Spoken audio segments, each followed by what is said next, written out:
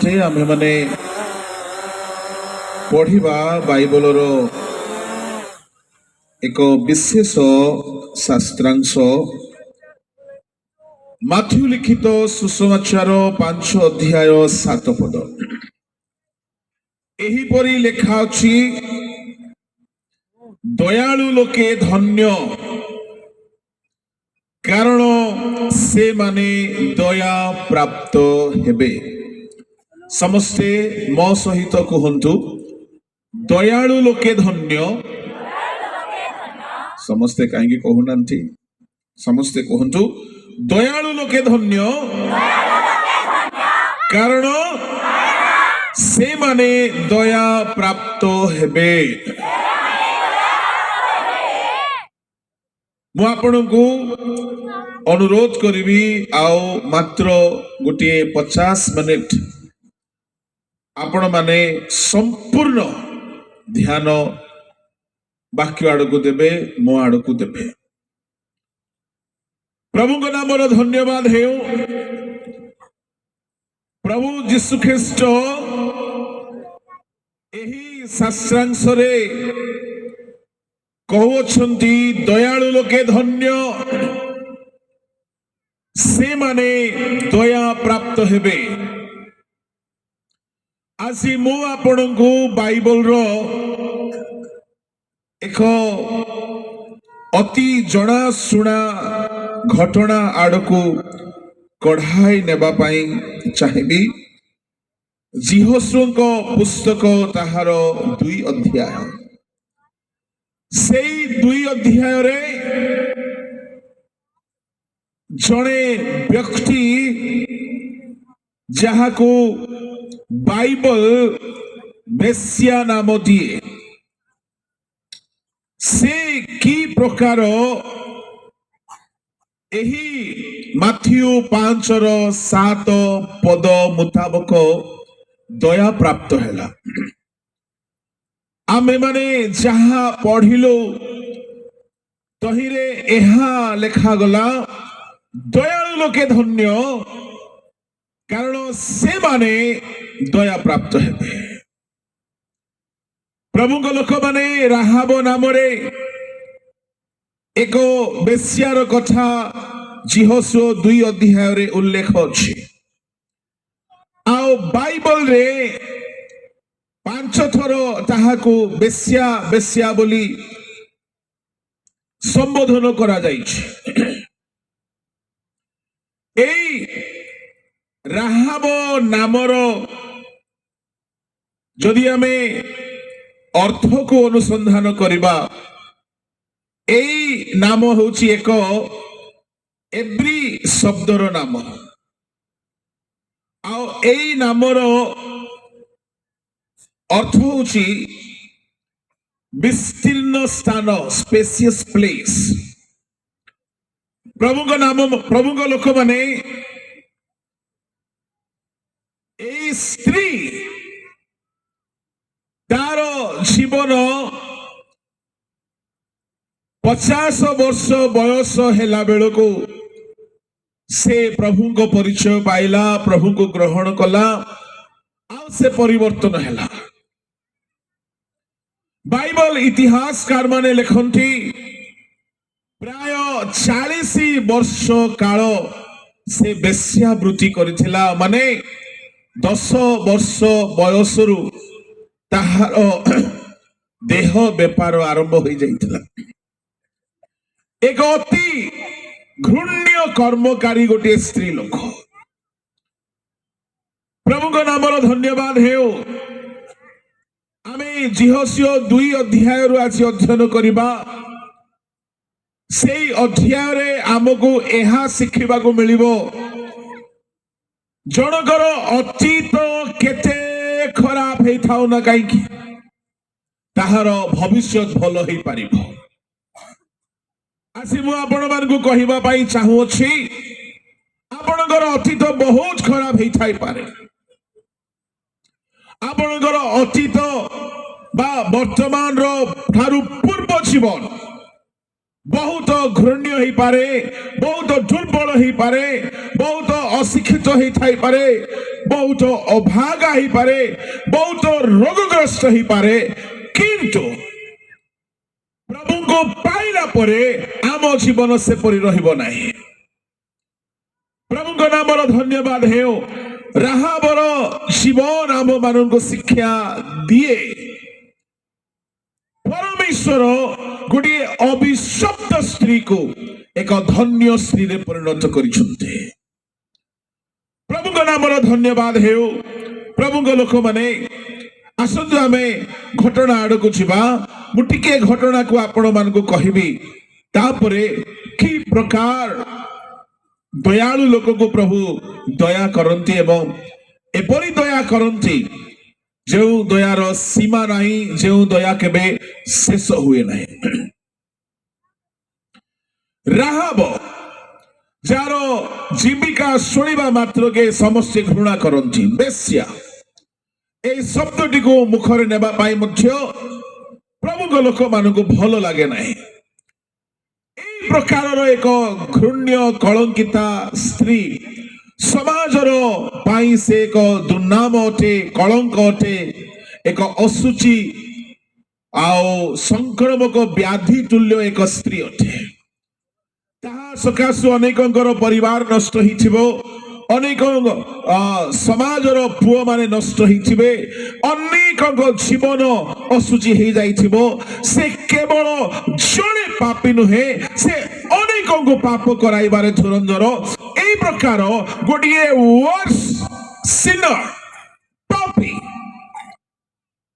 प्रभु को लोक माने जिते खराब हेले है ता जीवन रे मध्य से मने मने ईश्वर को खोजुला।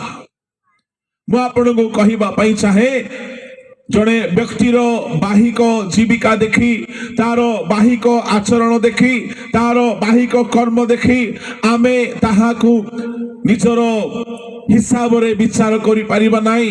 बेले बेले बाहिक भाव रे जो माने बहुत खराब देखा जांची बेले बेले अभ्यंतरणीय भाव रे से माने बहुत भल हेबार संभावना रही थाए। बेले बेले बाहिक भाव रे जो माने बहुत स्पिरिचुअल देखा जांती से माने शुक्लीकुट कबर परि भितरे असुचितारे परिपूर्ण हेबार संभावना थाए। बाइबल यह प्रकाश करे। प्रभु को नाम धन्यवाद हेउ। राहाबंग संबंध रे 2 अध्याय 1 2 3 का पाखर अछि कि पढिया पई टिके पढि परिबे। अनंतर नूनर पुत्र जिहोशुआ सिकिम ठारो चोर रूपे 2 मनुष्य को एई कथा कही गोपन रे पठाइले तुमे माने जाई सेई देश और जिरियो नगर निरीक्षण करो। तो से माने जाई राहाब नामी एक बेश्यार गृह रे उपस्थित होई सेठारे बसा गले। एथिरे केही जिरिह राजा को कहिला देखो आज रात्र इस्राएल संतानगण मध्यरु लोके देश अनुसंधान करिबा पाई ए स्थान को आसी अछंती। तहिरे जिरिह राजा राहाब निकट को कही पठाइले जो लोक माने तुम निकट रे आसी तुम गृह रे प्रवेश करी अछंती से मानु को बाहर करी आनो जेहेतु से माने समस्त देश अनुसंधान करिबा को आसी अछंती। जिरिह नगर निरीक्षण करिबा पाई जिहोशुआ 2 जन मनुष्य को गुप्त रे पठाइला। से मान को चोर बोली कहा जाए चोर नुहे चोर बस स्पाई स्पाई इंग्लिश रे आओ से माने जिरिह नगर रे पहुंचले से मान को पाई ताहा बहुत चैलेंजिंग काम थिला बहुत कठिन काम थिला। काई कठिन इस्राएलियो मानकर रूप अलगा से मानकर पोशाक अलगा इस्राएलियो मानकर भाषा अलगा। जदि से माने जिरिह नगर रे प्रवेश करिवे से मानकर रूप देखु देखु जिरिह निवासी माने जानी जिवे कि ए माने इस्राएलियो लोक अटंती आम देश लोक नुहंती। ଉଦାହରଣ ସ୍ୱରୂପ ଆମ ଭାରତରେ ଯଦି ଆଫ୍ରିକାର ନିଗ୍ରୋ ଜାତି ଲୋକ ଯଦି ଆସିଯିବେ, ସେମାନେ କେତେ ଚାଲାକି ଚତୁରତା ବୁଦ୍ଧିମାନ ହୋଇକି ଓଡ଼ିଆ କହିଲେ ମଧ୍ୟ ଧରା ପଡ଼ିଯିବ। ତାଙ୍କ ରଙ୍ଗ, ତାଙ୍କ ପୋଷାକ, ତାଙ୍କ ଭାଷା ଉଚ୍ଚାରଣରୁ ସେମାନେ ଓଡ଼ିଆ ନୁହନ୍ତି। ଯଦି କୌଣସି ଆମେରିକୀୟ ଲୋକ ଯଦି ଭାରତ ଆସିଯିବ, ସେ ଓଡ଼ିଆ କହିବ, ସେଥିରେ ବି ଧରା ପଡ଼ିଯିବ। କିଛି ସେଇ ପ୍ରକାର ଯଦି ଆନ୍ଧ୍ରାବାଲା ଆସି ଓଡ଼ିଶାରେ ଓଡ଼ିଆ କହିବେ, ସେ ଯେତେ ଚେଷ୍ଟା କଲେ ବି ଧରା ପଡ଼ିଯାନ୍ତି, ଏମାନେ ଆନ୍ଧ୍ରା ଲୋକ ଅଟନ୍ତି, ଓଡ଼ିଆ ନୁହନ୍ତି। ତେବେ ଇସ୍ରାଏଲୀୟ ମାନେ ଜିରିଓ ନଗରରେ ପ୍ରବେଶ କଲେ 2 ଜଣ। ସେମାନେ ଚେଷ୍ଟା କରିଥିବେ ନଗରର ସବୁ ବିଷୟର ଅନୁସନ୍ଧାନ କରିବା ପାଇଁ। ଯେହେତୁ ସେମାନେ ନଗରରେ ପ୍ରବେଶ କରିବେ, ନଗରକୁ ଯୁଦ୍ଧ କରିକି ଜୟ କରିବେ, ରାଜାଙ୍କ ଘର କେଉଁଠି, ରାସ୍ତା କେଉଁ ପଟେ, କେଉଁ ଦେଇକି ଆମେ ଆକ୍ରମଣ କରିବା, କେମିତି ଗଲେ ଆମକୁ ଯୁଦ୍ଧ କରିବାକୁ ସୁବିଧା ହେବ, ଇତ୍ୟାଦି ଇତ୍ୟାଦି ଇତ୍ୟାଦି ଅନୁସନ୍ଧାନ କରିବା ପାଇଁ ସେମାନେ 2 ଜଣ ଗୁପ୍ତରେ ଆସିଲେ। ଜିହୋଶୁଅ ନିଶ୍ଚୟ ବୁଦ୍ଧିମାନ 2 ଜଣଙ୍କୁ ପଠାଇଥିବ। ଯେଉଁମାନେ ଯାଉଛନ୍ତି ଫେରି ଆସିବେ ବୋଲି କିଛି ଗ୍ୟାରେଣ୍ଟି ନାହିଁ। ସେ 2 ଜଣ ନିଶ୍ଚୟ ବହୁତ ବୁଦ୍ଧିମାନ ହୋଇଥିବେ, ବହୁତ ବିଶ୍ୱସ୍ତ ହୋଇଥିବେ। ସେମାନେ ପ୍ରାଣକୁ ହାତରେ ଧରିକି ଯାଉଛନ୍ତି, ଧରା ପଡ଼ିଗଲେ ମରିବାର ବି ସମ୍ଭାବନା ଅଛି। ସବୁବେଳେ ପରମେଶ୍ୱର ମଧ୍ୟ ସେଇ ପ୍ରକାର ଲୋକମାନଙ୍କୁ ହିଁ ଦାୟିତ୍ୱ ଦିଅନ୍ତି, ଯେଉଁ ଲୋକମାନେ ସବୁବେଳେ ଈଶ୍ୱରଙ୍କ କାମ କରିବା ପାଇଁ ସାହସିକ, ଦୁଃସାହସୀ ହୁଅନ୍ତି, ନିର୍ଭୀକ ହୁଅନ୍ତି, ବିଶ୍ୱସ୍ତ ହୁଅନ୍ତି, ବୁଦ୍ଧିର ସହିତ ଚାଲନ୍ତି। ପ୍ରଭୁଙ୍କ ନାମର ଧନ୍ୟବାଦ ହେଉ। ଆଉ ଏ 2 ଜଣ ଗୁପ୍ତ ଚୋର ଏମାନେ ଜିରିହରେ ପ୍ରବେଶ କଲେ। ଜିରିହରେ ପ୍ରବେଶ କଲା ପରେ ଏମାନେ ସ୍ଥିର କଲେ, ଆମେ କାହା ଘରେ ରହିକି ନଗରର ନିରୀକ୍ଷଣ କରିବା। ସେମାନେ ଅନ୍ୟ କୌଣସି ଘରକୁ ଗଲେ ଧରା ପଡ଼ିଯିବା ବୋଲି ସେମାନେ ବୁଦ୍ଧିର ସହିତ ସ୍ଥିର କଲେ, ଗୋଟିଏ ବେଶ୍ୟାର ଘରେ ଯାଇକି ରହିବା। ପ୍ରଭୁଙ୍କ ଲୋକମାନେ ସେମାନେ କାହିଁକି ଗୋଟିଏ ବେଶ୍ୟାର ଘରକୁ ସ୍ଥିର କଲେ? ଯେହେତୁ ବେଶ୍ୟାର ଘରେ ଯଦି ଆମେ ରହିବା, ବେଶ୍ୟାର ଘରେ ଅନେକ ପୁରୁଷ ମାନେ ଆସନ୍ତି, ନିଜର ଯୌନ କ୍ଷୁଧା ନିବାରଣ କରିବା ପାଇଁ ଅନେକ ଆସନ୍ତି। ତ ଲୋକେ ହୁଏତ ଆମକୁ ମଧ୍ୟ ଭାବିବେ ଅନ୍ୟ ଦେଶର ଯୁବା ମାନେ ଆସିଛନ୍ତି ନିଜର ଭୋଗ ବିଳାସ ପୂରଣ କରିବା ପାଇଁ। ଆଉ କେହି ହେଲେ ଆମକୁ କେବେ ସନ୍ଦେହ କରିବ ନାହିଁ। ଆମେ ତା ଭିତରେ ସମୟ ପାଉ ପାଉ ନଗରର ଟିକେ ନିରୀକ୍ଷଣ କରିକି ପଳାଇ ଯିବା। ଭାବି ଦେଖନ୍ତୁ, ଈଶ୍ୱରଙ୍କ ଲୋକମାନେ କୌଣସି କାମ ଯେତେବେଳେ ଦିଆଯାଇଅଛି, ସେ କାମକୁ ତୁଲାଇବା ପାଇଁ ଗୋଟିଏ ବେଶ୍ୟାର ଘରେ ମଧ୍ୟ ରହିବା ପାଇଁ ପ୍ରସ୍ତୁତ ହେଇଯାଉଛନ୍ତି। ମିଶନାରୀ ମାନେ ମିଶନ ଫିଲ୍ଡକୁ ଆସିଲା ବେଳେ ଏହି ପ୍ରକାର ଯେକୌଣସି କଠିନ ପରିସ୍ଥିତି ଆସୁନା କାହିଁକି, ଚ୍ୟାଲେଞ୍ଜେସ୍ ଆସୁନା କାହିଁକି, ଯେକୌଣସି ସିଚୁଏସନରେ ମଧ୍ୟ ରହିକି କାମ କରିବା ପାଇଁ ତତ୍ପର ହେବା ଆବଶ୍ୟକ ଅଟେ। ବେଶ୍ୟାର ଘରେ ରହିବା ଯଦି ଅନ୍ୟ କେହି ଦେଖିବ କହିବ କଣ ବୋଲି, ଏମାନେ ମଧ୍ୟ ଭୋଗ ବିଳାସ ପାଇଁ ଆସିଛନ୍ତି। ଲୋକେ ହୁଏତ ଭୁଲ ବୁଝିବେ ଏମାନଙ୍କୁ, ଏମାନେ ଆସିଛନ୍ତି ଭୋଗ ବିଳାସ ପାଇଁ, କିନ୍ତୁ ପରମେଶ୍ୱର ଜାଣନ୍ତି ସେମାନେ ଭୋଗ ପାଇଁ ଆସିନାହାନ୍ତି, ସେମାନେ ପରମେଶ୍ୱରଙ୍କର କାମ କରିବା ପାଇଁ ଆସୁଛନ୍ତି। ପ୍ରଭୁଙ୍କ ନାମର ଧନ୍ୟବାଦ ହେଉ। ଯେତେବେଳେ ସେ ଘରେ ସେମାନେ ବସା କଲେ, ଅଚାନକ ଖବର ପହଞ୍ଚିଗଲା ରାଜାଙ୍କ ନିକଟକୁ। ଆଉ ରାଜା ସାଙ୍ଗେ ସାଙ୍ଗେ ସୈନିକ ମାନଙ୍କୁ ପଠାଇଲେ। ଆଉ ସୈନିକ ମାନେ ଆସି ରାହାବକୁ ପଚାରିଲେ, ତୁମ ଘରେ ଯେଉଁ ଇସ୍ରାଏଲ ସନ୍ତାନ ଗଣ ଆସିଅଛନ୍ତି, ଦେଶ ଅନୁସନ୍ଧାନ କରିବା ପାଇଁ ସେମାନଙ୍କୁ ବାହାର କର। ପ୍ରଭୁଙ୍କ ନାମର ଧନ୍ୟବାଦ ହେଉ। ତଇରେ ରାହାବ ସେଠାରେ ମିଥ୍ୟା କହିଲା। ରାହାବ ଏକ ବିଜାତିଆ ସ୍ତ୍ରୀ, ସେ ମିଥ୍ୟା କହିଲେ ଚଳିବ, କିନ୍ତୁ ଆମମାନଙ୍କ ପାଇଁ ମିଥ୍ୟା ଆଦୌ ଚଳିବ ନାହିଁ। ରାହାବ ସେମାନଙ୍କୁ ବଞ୍ଚାଇବା, ସୁରକ୍ଷା ଦେବା ଉଦ୍ଦେଶ୍ୟରେ ମିଥ୍ୟା କଥାଟିଏ କହିଲା। ରାହାବ କହିଲା, ହଁ ସେମାନେ ଆସିଥିଲେ, କିନ୍ତୁ ସେମାନେ ସୂର୍ଯ୍ୟ ଅସ୍ତ ହେବା ପୂର୍ବେ, ପ୍ରାୟ ନଗର ଦ୍ୱାର ବନ୍ଦ ହେବା ସମୟରେ ଅନ୍ଧକାର ହୁଅନ୍ତେ ସେମାନେ ବାହାରି ଗଲେ। କୁଆଡେ ଗଲେ ମୁଁ ଜାଣି ନାହିଁ। ଏ ସ୍ତ୍ରୀ ଲୋକଟା କେତେ କେତେ ତେଜ ଅଛି। ଘର ଭିତରେ ଦୁଇ ଜଣ ପୁରୁଷକୁ ଲୁଚାଇ ରଖିଛି। ସାମ୍ନାରେ ରାଜାଙ୍କର ସୈନିକ, ସମ୍ଭବତଃ ସୈନିକ ମାନଙ୍କୁ କହୁଛି ଆସିଥିଲେ, କିନ୍ତୁ କୁଆଡେ ଗଲେ ମୁଁ ଜାଣି ନାହିଁ। ହେଇପାରେ ପଳେଇଥିବେ, ଯାଆନ୍ତୁ ଆଜ୍ଞା। ସେମାନେ କୁଆଡେ ଲୋକ, କୁଆଡେ ଯିବେ ଜାଣି ନାହିଁ। ମୁଁ ତ ବେଶ୍ୟା, ଏମିତି ବହୁତ ଆସନ୍ତି ଯାଆନ୍ତି, ସେମାନେ ବି ଆସିଥିଲେ, ଚାଲିଗଲେ। ସେଇ ସ୍ତ୍ରୀ ଜାଗାରେ ଅନ୍ୟ କୌଣସି ସରଳ ସ୍ତ୍ରୀ ହେଇଥାନ୍ତା, ଭୟାଳୁ ସ୍ତ୍ରୀ ହେଇଥାନ୍ତା। ଘର ଭିତରେ ଦୁଇ ଜଣକୁ ଲୁଚେଇକି ଏମିତି ସାହସରେ, କନଫିଡେଣ୍ଟରେ ସେ କହୁଛି, ରାଜାଙ୍କ ପ୍ରତିନିଧି ମାନେ ଧରି ପାରୁନାହାନ୍ତି କି ଘରେ ଲୁଚିକି ଅଛି। ଯେତେବେଳେ ଘର ଭିତରେ ଦୁଇ ଜଣ ଲୁଚିକି ଅଛନ୍ତି, ବାହାରେ ରାହାବ କଥା ହଉଛି, ପ୍ରଭୁଙ୍କ ଲୋକମାନେ ସେ ଦୁଇ ଜଣଙ୍କର ପ୍ରାଣ କେତେ ଭୟରେ ଥିବ। କାହିଁକି?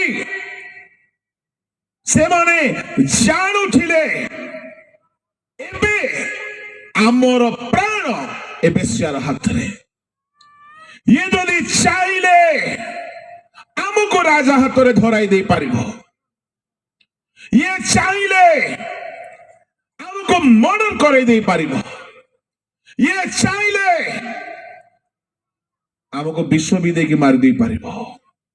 ସେମାନେ ଭୟରେ, ପ୍ରାଣ ଭୟରେ ଭିତରେ ଡରି ଡରିକି ଅଛନ୍ତି। ସେମାନେ ଗୋଟେ ବିଜାତି, ଗୋଟେ ବେଶ୍ୟା ସ୍ତ୍ରୀ, ଯେଉଁ ଦେଶକୁ ସେମାନେ ହତ୍ୟା କରିବେ ଦିନେ, ସେ ଦେଶ ନିବାସୀ ମାନଙ୍କୁ ସଂହାର କରିବେ ଦିନେ, ତାଙ୍କ ଘରେ ଯାଇକି ରହି, ଆଜ୍ଞା ଭାବିକି ଦେଖନ୍ତୁ, ଆପଣଙ୍କର ଶତ୍ରୁ ମାନେ ମନେ କରନ୍ତୁ ଗୋଟେ ଗାଁରେ ଅଛନ୍ତି, ଆପଣ ସେପରି ଶତ୍ରୁ ମାନେ ବସତି କରିଥିବା ଗାଁରେ ଜଣଙ୍କ ଘରେ ଯାଇକି ଆପଣ ଲୁଚିକି ଅଛନ୍ତି। ଆପଣଙ୍କର ପ୍ରାଣ କଣ ଅନୁଭବ କରିବ? ଆପଣ କେତେ ନିଜକୁ ସୁରକ୍ଷିତ ଅନୁଭବ କରିବେ? ସେମାନେ ଗୋଟିଏ ଗୋଟିଏ ସେକେଣ୍ଡ କେତେ ଭୟରେ ଥିବେ। ଭିତରେ ଅଛନ୍ତି। ରାହାବ ରାଜାଙ୍କର ସୈନିକ ବା ରାଜାଙ୍କ ଲୋକମାନଙ୍କ ସହିତ କଥା ହଉଛନ୍ତି, ସମ୍ଭବତଃ ସୈନିକ ମାନେ। ସେ ସ୍ତ୍ରୀ ମଧ୍ୟ ଏମିତି କନଫିଡେଣ୍ଟରେ କହିଲା, ଡରି ନାହିଁ, ହଁ ଆଜ୍ଞା ଆସିଥିଲେ, ବହୁତ ଲୋକ ଆସନ୍ତି, ଆସିଥିଲେ, ଗଲେ କୁଆଡେ ମୁଁ ଜାଣିନି, ଯାଆନ୍ତୁ ଖୋଜନ୍ତୁ। ଯେମିତି ସୈନିକ ମାନେ ଚାଲିଗଲେ, ନଗର ଦ୍ୱାର ହେଇକି ବାହାର ହେଇଗଲେ, ଏ ଦୁଇ ଜଣ ଭିତରେ ଟିକେ ନିଶ୍ୱାସ ନେଇଥିବେ, ଥ୍ୟାଙ୍କ ଗଡ୍, ଆମେ ରକ୍ଷା ପାଇଗଲୁ, ଏ ସ୍ତ୍ରୀ ଆମକୁ ବଞ୍ଚାଇ ଦେଲା। ପ୍ରଭୁଙ୍କ ନାମର ଧନ୍ୟବାଦ ହେଉ। ଯେମିତି ଅନ୍ଧକାର ହେଲା, ସୈନିକ ମାନେ ବାହାରି ଗଲେ ନଗର ଦ୍ୱାର ଦେଇକି। ସେମାନେ କାଳେ ପଳେଇଥିବେ ବୋଲି ପଛରେ ପଛରେ ଗୋଡାଇବା ବୋଲି 3 ଦିନର ବାଟ ଗଲେ। ସେତେବେଳେ ସ୍ତ୍ରୀ ଶତ୍ରୁ ମାନଙ୍କୁ 3 ଦିନର ରାସ୍ତା ଦେଖାଇ ଦେଲା, ଆଜ୍ଞା ଯାଆନ୍ତୁ, ଗୋଡାନ୍ତୁ, କାଳେ ଧରା ପଡିବେ। ସ୍ତ୍ରୀ ଭିତରକୁ ଆସିଲା। ପ୍ରଭୁଙ୍କ 2 ଜଣ ଦାସ ଡରିକି ଅଛନ୍ତି। କହିଲା, ଶୁଣନ୍ତୁ, ଆସନ୍ତୁ। ସେମାନଙ୍କୁ ଛାତ ଉପରକୁ ନେଇଗଲା ରାତିରେ। ସେତେବେଳେ ବି ସେମାନେ ଡରିକି ଅଛନ୍ତି। କଣ କରିବ ଇଏ? ସେମାନେ ଶୋଇବା ପୂର୍ବରୁ ବାଇବଲ ହିଷ୍ଟୋରିଆନ୍ସ ମାନେ କହନ୍ତି ଭଲ ଖାଇବାକୁ ଦେଲା। ଆପଣ ଶତ୍ରୁର ଦେଶରେ ଥିବେ, गोटे चरित्रहीन स्त्री घरे थे जो देश लोक मैंने आपणकर शत्रु अटंती से घरे खाइबा साहस हम कि खाद्य विष थी से खाइबा को देला प्रभु लोक मैंने ए स्त्री तार 40 वर्षर बेश्यावृत्ति रे प्रथम थर दुईटी पुरुष को ता घरे आसीबा देखिला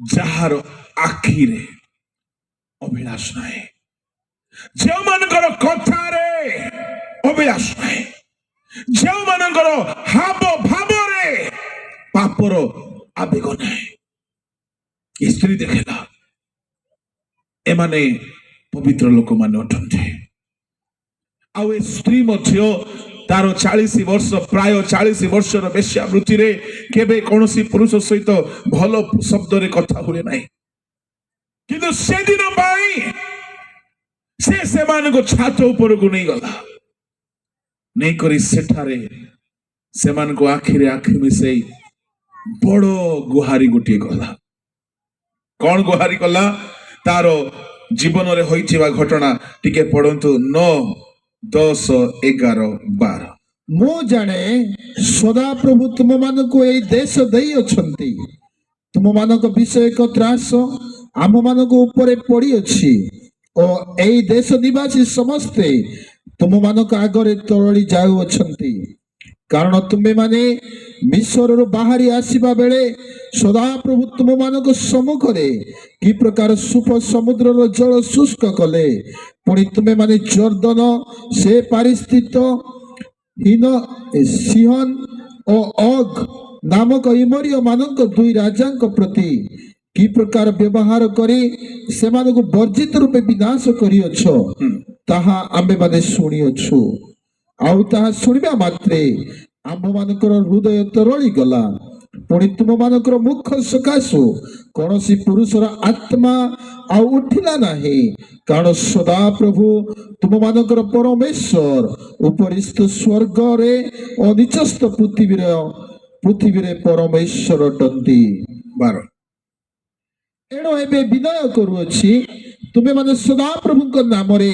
मो संगे एक शपथ कर मो तुम मानक प्रति दया करिअछि एहेतु तुमे माने मध्य जे मो प्रतिकूल प्रति दया करिबो ए विषय रे मते एक सत्य चिन्ह दियो से स्त्री से मान को छात ऊपर को नहीं गला आउ 9 पदरु आरंभ करिकी 12 पद पर्यंत बहुत सुंदर गुहारी गोटी कला कौन कहला अन्य समस्त पुरुष मान को से बिजनेस रो कथा कहे केते देबो केते नेबो कौन करिबी कौन ना इत्यादि फर्स्ट टाइम गोटिए निज जीवन को रक्षा करिवार कथा से कहूची कौन मु जाने सदा प्रभु हालेलुया ठीक है समस्त कहबा कि हालेलुया तो गोटे बेश्या स्त्री सदा प्रभु को ना धरुचु मु जाने सदा प्रभु तुम मान के देश दी बेश्यावृत्ति कले हैं से प्रभु को विषय खबर शुणी और लिखा अच्छी तुम मान विषय को त्रास आम मान ऊपर पड़ी अच्छी ए देश निवासी समस्ते तुम मान आगरे तरली जाउछंती कारण तुमे माने मिस्र बाहरी आसीबा बेले सुफ समुद्र की प्रकार दुई भाग ही शुष्क हैला जर्दन सेपारी राजा सिहोन ओग केमिति नष्ट हेले ताहा आमे शुणिछु आउ शुणिबा मात्रे आम हृदय तरली गला ए राहाबो बेश्या हेले हे ये शुणी थिला प्रभु को विषय रे शुणी थिला प्रभु को विषय रे शुणी थिला प्रभु को लोक माने प्रभु को विषय रे शुणी की ये विश्वास करिछि प्रभु को शुणी की जानिछि आओ से तळे कहउछि आमे शुणिबा मात्रे हृदय तरली गला तुम्भ मानक सकाशु कौनसी पुरुषर आत्मा उठिला नहीं कारण सदा प्रभु आउ थरे प्रभु को ना नौछि सदा प्रभु तुम्भ मानक परमेश्वर से निज देवतार ना कहु नाही तुम्भ मानक परमेश्वर स्वर्ग रे परमेश्वर पृथ्वी रे परमेश्वर फारूक हराइले समुद्र दुई भाग कले सिहोर ओग इमोरियो राजा इमोरियो माने जानंती कौन इमोरियो बोली कहिले बड़ बड़ महाराक्षस मानकर देश तुम्हें एते बलवान छे इमोरियो मानको तुम्हें हत्या कर सारिछ तेणु तुम कथा शुणिबा मात्र के कहार आउ साहस रहू नाही आउ कहारी को बल रहू नाही कहारी को आउ शक्ति रहू नाही आम देश निवासी समस्ते भयभीत अटंती प्रभु को लोक माने जेतेबेले एई कथा से कहिला ता तळको से आगुटे कथा कहूची एणु विनय करूची तुमे मो सांगरे शपथ कर से माने डरी कि अछंती कौन कहबो ये स्त्री शपथ कर मो तुमको दया करियोछे तुमको शत्रु मान को हाथ रे देई नाही तुमरो प्राण मो हाथ रे थिला एबे भी अछि मु चाहिले राजा को डकाई कि तुमको राजा को हाथ रे देके मर्डर करि परिबे किंतु मु सुनी छे तुम परमेश्वर स्वर्ग रे आ पृथ्वी रे से प्रभु अटंती मु दया करूछि तुमको तुमे भी मते दया करिवो तुमे भी मते दया करिवो शुणंतु बेले बेले कहारी प्राण कहारी जीवन बेले बेले कहारी हाथ रे थाए बेले बेले कहारी जीवन रे एते पावर थाए तांको तळे केही थांती से माने मु कहिबी से माने केबे हेले निज अधीनस्थ लोक मानक परे अत्याचार करंतु नाही केबे करंतु नाही से राहाबो से मानकर प्राण ता हाथ रे देखिला चाहते से खाइबारे विष दे पारि थांता चाहते से मानको शत्रु हाथ रे माड़ मरई पारि थांता चाहते से मानको हत्या करि पारि थांता चाहते से मानको सहित पाप करि पारि थांता चाहते से मानको सहित भोग विलास करि पारि थांता से जानिछि ए माने बे मोर हाथ रे मोर कस्टडी रे मु आपन को कहिबा पई चाहे बेले बेले प्रभु किछि किछि लोक मानको आम हाथ रे दियंते जो माने सुपरवाइजर होंती जो माने कोऑर्डिनेटर होंती जो माने डायरेक्टर होंती जो माने लीडर होंती जो माने मैनेजर होंती बेले बेले किछि लोग से मान को हाथ रे आ मु आपण मान को कहिबी सावधान जदि आम हाथ रे थिबा लोक मानकर असहाय अवस्था देखि जदि आमे दुर्व्यवहार करिबा प्रभु आम प्रति दुर्व्यवहार हेबा को देबे आमे जेउ मानरे मापिबा सेई मानरे मपा जीवो मनुष्य जहा बुणे ताहा ही काटिबो एठारे राहाब सेमान को दया देखाइला कहिला तुमे शपथ कर मु तुमको दया कले तुम्हे माने मध्य सदा प्रभु ए देश जेते बेले तुमको देबे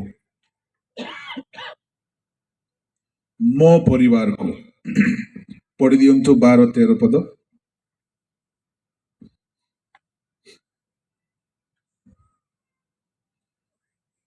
एणु एबे विनय करूअछि तुमे माने सदा प्रभु को नाम रे मो संगे शपथ कर मु तुम मानक प्रति दया करिअछि एहेतु तुमे माने मध्य जे मो प्रतिकूल प्रति दया करिबो ए विषय रे मते एक सत्य चिन्ह दियो मो तुम्भ मानक प्रति दया करिअछि तुमे माने मो पितृकुल प्रति दया करिबो खाली कथारे कहले हेबो नाही मते चिन्ह दियो तहिरे कौन है 13 पदरे तुमे माने मोर पिता मोर माता मोर भातृगण मोर भग्नीगण समस्त को बंचाई रखिब मरणरु आंभ मानक प्राण उद्धार करिब एथिरे से माने ताहाकु कहिले राहाब एबे मध्ये आम मुक्त हेना जदि तू आम कथा बाहर प्रकाश करिबु नाही ताहेले आम निश्चय दया व्यवहार करिब आउ से माने गोटिए सिंदूर वर्णर डोरी देले एई सूता तो झरकारे बांधी रखिब जेतेबेले सदा प्रभु परमेश्वर आमको ए देश देबे आमे तो झरकारे बंधा हेइथिबा एही सिंदूर वर्ण लाल रंगर सूत्र बा डोरी बा दौड़ी देखिब आउ ए डोरी हेतुर आमे तो घर भितरे थिबा समस्त को रक्षा करिब जेहेतु तू आमको दया करियछु आमे तोते तो परिवार को रक्षा करिब किंतु ए डोरी थिबार छे काली की सकाळे डोरी विषय कहबी ताहा बहुत सुंदर कथा उठे जे कही से घर बाहर को जीवो तार हत्या हेले आमे दाई नाही एई डोरी बंदा हेइथिबा झरका से घर भितरे तो भाई भौणी जिते लोक थिबे काहारी हत्या हब नाही सदा प्रभु आमको देबे तू आमको दया देखाइछु आमे तो पाई तो परिवार पाई ए डोरी देखि दया करिवो ए डोरी देखि दया करिवो एग्रीमेंट कंप्लीट हला सिंदूर वर्ण डोरी बांधी रखिला सेई झरका बाटे ए दुई जन को दौड़ी रे ओलाई देला से माने बण रे लुचि के रहिले तापरे गले सेई झरका रे सिंदूर वर्ण डोरी बांधी के रखिला प्रभु को लोक माने जेते बेले परमेश्वर जिरियो नगर इस्राएल मान को देई देले जिहोशुआ पूरा इस्राएल देश रे जेते बेले एई चोर माने आसी जिहोशुआ को कहिले जिहोशुआ को जणाइले आज्ञा आमे एमिति गोटे बेश्यार दयारे रक्षा पाई के आसिलु से बेश्या केबे काहारी को दया करी नाही 40 वर्ष बेश्यावृत्ति करिछि किंतु से हमको दया देखाइला नहेले आमर सब भी मिली न थांता आमे सबुदिन पाए मृत हो जाइथांतु किंतु से अनुरोध करिछि से हमको दया देखाइला आमे भी ताहाको दया देखाइबा दयालु लोके धन्य कारण से माने दया प्राप्त हेबे जिहोशुआंकर कथा से दुई जनक चोरक कथा समुदाय इस्राएल देश रे व्याप्त हो गला समस्त आश्चर्य हेले शत्रु मानक देश रे जड़े शत्रु जे कि आम लोक मान को दया देखाइछि समस्त देश निवासी शत्रु से बेश्या मध्य शत्रु से मध्य शत्रु हेले हैं आम लोक को दया देखाइछि कि भयंकर कथा निश्चय से बेश्या तार परिवार दया पाइब जिहोशुआ इस्राएल सैनिक मान को कहिले जेते बेले सदा प्रभु ए नगर देबे तबे प्रथमे झरका गुड़ा को देखी देखी जीव सैनिक माने बाहरिले जे घर को से माने आक्रमण करूछंती प्रथमे झरका अनौछंती जार झरका रे सिंदूर वर्ण डोरी नाही ताको हत्या करा जाउछे हठात देखिले से झरका सिंदूर वर्णर डोरी प्रभु को लोक माने खटखट कले जेमती खटखट हैला युद्धर स्वर बाहर शुभुची हणा कटा चलीची चित्कार चलीची रक्त बहुची राह बुझी गला इस्राएल माने आक्रमण करि सारलेनी झरका बंद कबाट बंद के हठात गोटे सैनिक खटखट कला एबे राहाबर अवस्था भयंकर अटे कहीं मु आपण को कहूची समय बदली जाए दिने दुई जन लोक डरी डरिकी थिले एबे सेई घरे राहाब डरी डरिकी अछि आघात कले द्वार रे सैनिक माने राहाब कहला मु खोलिबी के खोलनी खोलिला तुम्हें राहाब यस सर बाहर जल्दी बाहर तुम घर भितर जेते लोक अछंती बाहर एमाने हाथ रे खड़ग धरिछंती बर्छा धरिछंती चाहिले सेकेंड रे हत्या कर दे पारिबे किंतु दयालु लोके धन्य से माने दया प्राप्त होते राहाबन को ता परिवार को बाहर कर आनिले गोटे जगह रे अलगा ठिया गले पूरा युद्ध रे पूरा देश को जय कला पड़े राहाब ठिया अलगा ता माँ बापा ता भाई भौणी ता कुटुंबर समस्त ठिया जीहोशु आसिक पचारे तुम्हें असुचि हेले हैं आंभ लोक को दया देखाई अछु तुम्हें बेस्या हेले है आम परमेश्वर लोक को दया देखाई अछु एणु आमे तुमको हत्या करिबु नाही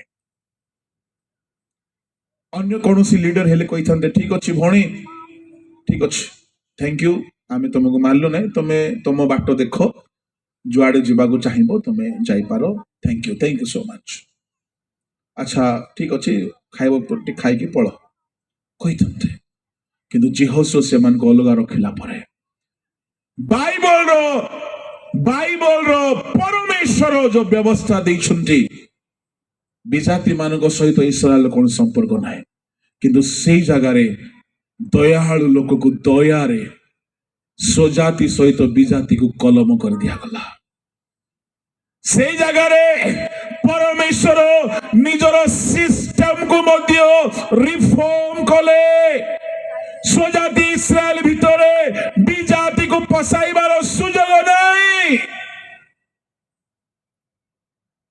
एते दया मिला राहाब को जीहोशु कहले तुम्हें अलगा रहिबो नाही तुम्हें आज ठारो इस्राएली हट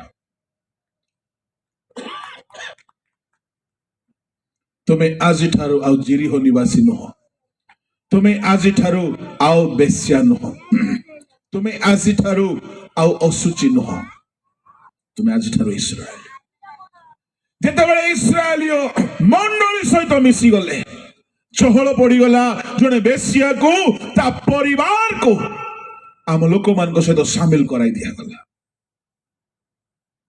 प्रभु को लोक माने सेतेबेले तुंड बाइद सहस्र कोश बोली कहिला परी चारिआडे कथा प्रचार हो गला गोटे बेस्या जे कि आम लोक मान दुर्व्यवहार देखाई ना अन्याय करी ना ता घरे आश्रय देला ता घरे खाइबा को देला विश्राम नहीं कि शयन करबा को देला कुशल रे प्राण बंचाइला झरका बाटे ओल्हाई देला आओ से अनुरोध कला से परमेश्वर को जानिछि प्रभु को विषय सुनिछि आओ से दया देखाइछि एनु से आम गोष्ठी सहित मिसी पारिबो समस्त इस्राएल ताको ग्रहण कले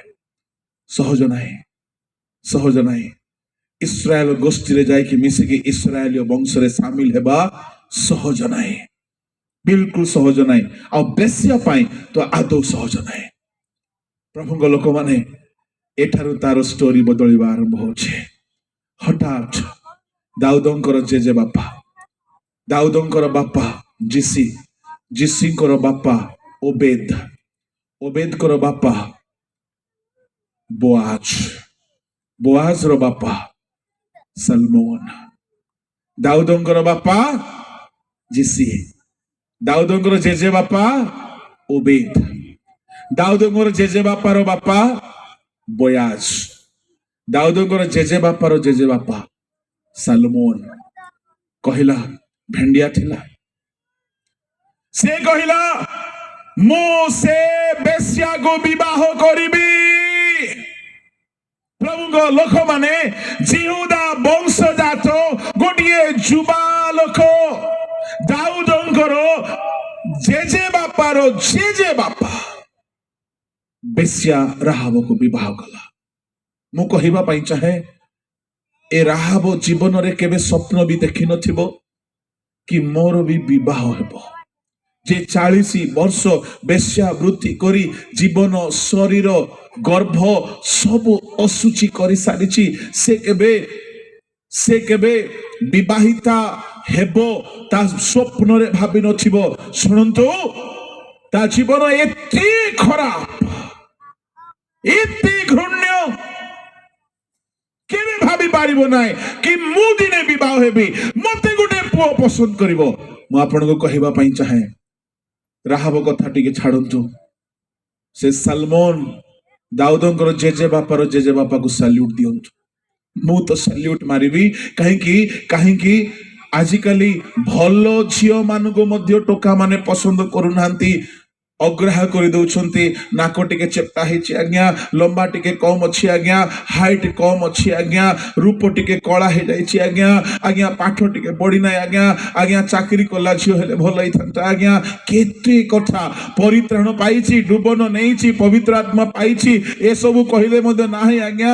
ସେ ଯାକ ଥିଲେ ଭଲ କଥା ଆଜ୍ଞା, ଯେ ଟିକେ ସୁନ୍ଦରୀ ହେବା କଥା, ଟିକେ ସିଧା ନାକ ହେବା କଥା, ଟିକେ ରୋଜଗାର କରିବା କଥା ବୋଲି ଆମର ସ୍ପିରିଚୁଆଲ ଭେଣ୍ଡିଆ ମାନେ ଟୋକି ମାନଙ୍କୁ ମନା କରିଦଉଛନ୍ତି। ଏଠାରେ ଯେତେ ଭେଣ୍ଡିଆ ଅଛ, ତୁମକୁ ରାହାବର ପ୍ରସ୍ତାବ ଆସିଲେ ବିବାହ ହେବ? କାର କଲିଜା ଅଛି? ରାହାବର ପ୍ରସ୍ତାବ ଯାଇ ନାହିଁ। ଦାଉଦର ଜେଜେବାପା ନିଜେ କହିଲା, ମୁଁ ବାହା ହେବି। କାହିଁକି? ସେ ଆମ ଲୋକମାନଙ୍କୁ ଦୟା ଦେଖାଇଅଛି, ଆଉ ମୁଁ ତାହାକୁ ଦୟା ଦେଖାଇବି। ପ୍ରଭୁଙ୍କ ଲୋକମାନେ ଧ୍ୟାନରେ ଶୁଣନ୍ତୁ। ଦୟାଳୁ ଲୋକେ ଧନ୍ୟ, ସେମାନେ ବିବାହରେ ମଧ୍ୟ ଦୟା ପ୍ରାପ୍ତ ହେବେ। ଦୟାଳୁ ଲୋକେ ଧନ୍ୟ, ସେମାନେ ନିଜର ବୈବାହିକ ଜୀବନରେ ମଧ୍ୟ ଦୟା ପ୍ରାପ୍ତ ହେବେ। ଏମିତି ହେଲା, ସଲମନ ବାହା ହେଇଗଲା। ତା ସାଙ୍ଗସାଥି ମାନେ କଣ କହିଥିବେ କେ ଜାଣେ? ତା ସାଙ୍ଗସାଥି ମାନେ ହୁଏତ କହିଥିବେ, ହୋଇରେ ଆମ ଦେଶରେ କଣ ଝିଅ ମିଳିଲା ରହିକିରେ ଗୋଟେ ବେଶ୍ୟାକୁ ବାହା ହେଲୁ, ତା ବି 50 ବର୍ଷ ବୟସର ବୁଢୀକୁ। ସଲମନ କହିଥିବ, तुमको नहीं पता है, जिसको परमेश्वर दया दिखाया है उसको हम क्यों ना दया दिखाए। भल झील को तो समस्ते बाहाई पारंती, किंतु एमती झील को बाहा हेबा पाई ग्रेस जरूरत है। प्रभु को नामर धन्यवाद हो। सलमन को समस्त हुए तो तुच्छ करिथिबे, ताको घर लोक माने कोन कहिले के जाने, समाज कोन भाबिले के जाने, किंतु किछि लोग कहिथिबे, सलमन तू बहुत बड़ा काम कर दिया यार, जो कोई कर नहीं सकता है। किछि दिन परे सुनंतु, राहाब से घरर बहु हो गला। बयास जन्म हैला, बयास परे ओबेद जन्म हैला, ओबेदर पुओ जिसी जन्म हैला। ମୁଁ ଆପଣଙ୍କୁ କହିବା ପାଇଁ ଚାହେଁ, ସେତିକିରେ ଷ୍ଟୋରି ସମାପ୍ତ ହେଇନାହିଁ। ରାହାବ ନିଜ ନାତିକୁ କୋଳ ଧରିଲେ। ନାତିର ନାଁ ହେଉଛି ଓବେଦ, ଓବେଦର ନାତି ଦାଉଦ। ଆଉ ସେଇ ବଂଶାବଳୀରେ ଶୁଣନ୍ତୁ, ପ୍ରଭୁ ଖାଲି ରାହାବକୁ ବିବାହ ହେବା ପାଇଁ ପ୍ରଭୁ ଦୟା କଲେ ତାହା ନୁହଁ, ସେଇ ବଂଶାବଳୀରେ ଯୀଶୁ ଖ୍ରୀଷ୍ଟ ଜନ୍ମ ହେଲେ। ଆଉ ରାହାବ ଯୀଶୁଙ୍କ ବଂଶାବଳୀର ଆଦି ମାତା ବୋଲି ନାମ ପାଇଲା। ଯାହାକୁ କେହି ଦେଖିଲେ ଛେପ ପକାଉଥିଲେ, ଯାହାକୁ କେହି ଭଲ ପାଉନଥିଲେ, ସମସ୍ତେ ଘୃଣା କରୁଥିଲେ, ଆଜି ଯୀଶୁଙ୍କ ବଂଶାବଳୀର ସେ ଗୋଟିଏ ଜେଜେମା ଅଟେ। ଯୀଶୁଙ୍କ ବଂଶାବଳୀରେ ମୁଁ ଆପଣଙ୍କୁ କହିବା ପାଇଁ ଚାହେଁ, ଏବେ ମୋର ମେସେଜ ଆରମ୍ଭ ହେଉଛି, ଟିକେ ଧୈର୍ଯ୍ୟ ଧରନ୍ତୁ। ମୁଁ ଆପଣଙ୍କୁ କହିବା ପାଇଁ ଚାହେଁ, ଆପଣଙ୍କର ଅତୀତ ଖରାପ ହେଇପାରେ, କିନ୍ତୁ ଆପଣ ଚାହିଁଲେ ଭବିଷ୍ୟତ ଭଲ କରିପାରନ୍ତି।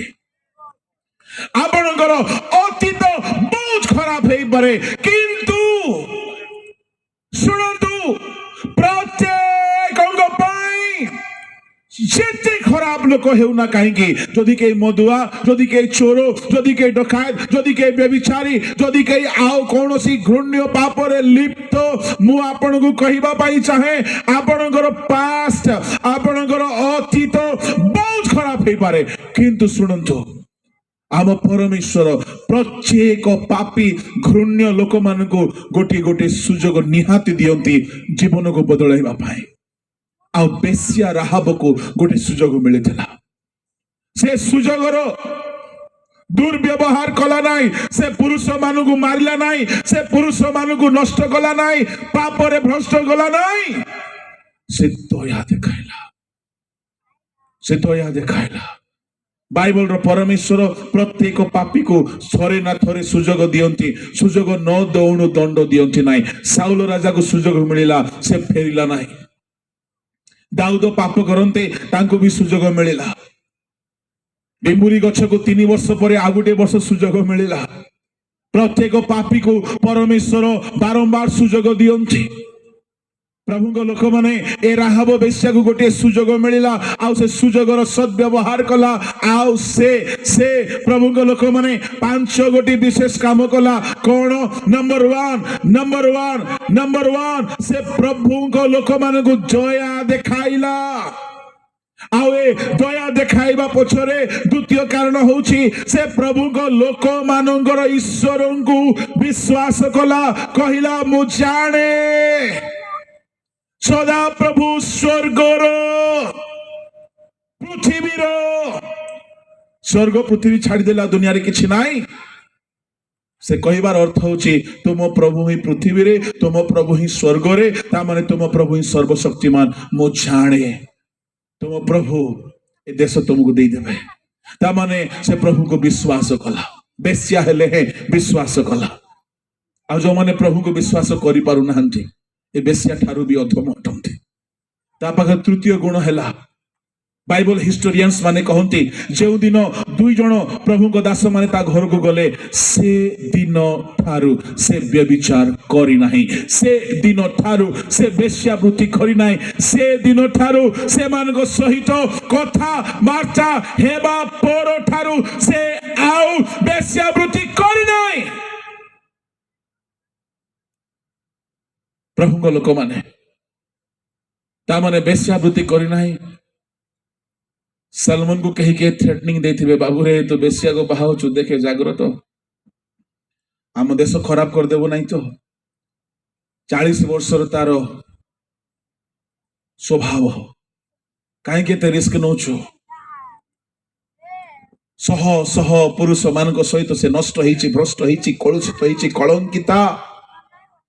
कलंकिता बेविचारिणी मान को प्रस्तरा घात करी मारी दिया जाउथिला। जेउ देश रे सेई देश रे गोटिए बेविचारिणी जिसुंकर आदिमा चाहि पारिला। दयालु लोके धन्य, से माने दया प्राप्त हेबे। सह पुरुष सहित कुकर्म करिथिबा स्त्री, एमिति परिवर्तन हैला, पापरु फेरिला। तृतीय गुण तार कुकर्म छाड़ी पापरु फेरिछि। चतुर्थ प्रभु को दास माने जहा जहा कहिथिले से कथा मानिला। खाली प्रभु को लोक मान को कथा मानला ताहा नुह। बाइबल हिस्टोरियंस माने कहंती से इस्राएल देश को आसिला। इस्राएल देश को आसिला परे व्यवस्था अनुसारे चालिबाकू लागिला। तापरे पंचम विषय राहाब जीवन रे से पूर्व पोशाक सबु पोड़ी देला, पूर्व फैशन सबु छाड़ी देला, पूर्वर तार आभूषण सबु नष्ट करी देला। कहीं बेश्या माने छोट छोट लुगा पिंधंती, आउ बेश्या मानकर कौनसी लाइसेंस से जुगरे नथिला, खाली पोशाक। आजिकाली सरकार सिना बेश्या मान को लाइसेंस देउछि। आजिकाली भारत में अनेक बेश्यालय अच्छी, से जुगरे सेमती नहीं। जो माने अंग प्रदर्शन करी युवती माने छोट छोट लुगा पिंधिकी रास्ता घाट रे कोणरे छकरे ठिया होंती, लोके से मान को बेश्या बोली भाबंती। राहाब से परिथिला, निजर मुखमंडल को विभिन्न प्रकार साजसज्जा करी, केश को बहुत सजा करिकी, आ बहुत भाव निज को रूपवती देखाई की छोट छोट वस्त्र पिंधिकी बुलिबा गोटे स्त्री। जेतेबेले सलमन को विवाह हैला, ता पुराना वस्त्र सब नष्ट कर देला, सब नष्ट कर देला। पुराना तार रूप रंग हाव भाव केश विन्यास चाली चलन संपूर्ण भाव में परिवर्तन हैला।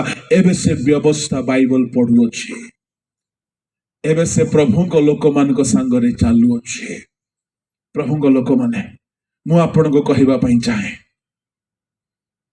ବହୁତ ଇମ୍ପୋର୍ଟାଣ୍ଟ କଥା। ଯେତେବେଳେ ଯେତେବେଳେ ଇସ୍ରାଏଲ ଛାଉଣିରେ ସେ ଆସିଲା, ପରମେଶ୍ୱର ତାହାକୁ ଏତେ ଆଶୀର୍ବାଦ କଲେ, ତା ଲାଇଫରେ 5 ପରିବର୍ତ୍ତନ ଆସିଲା। ନମ୍ବର 1, ପ୍ରଥମ ପରିବର୍ତ୍ତନ, ଏବେ ଲୋକେ ଆଉ ତାହାକୁ ବେଶ୍ୟା ବୋଲି ଡାକୁନାହାନ୍ତି।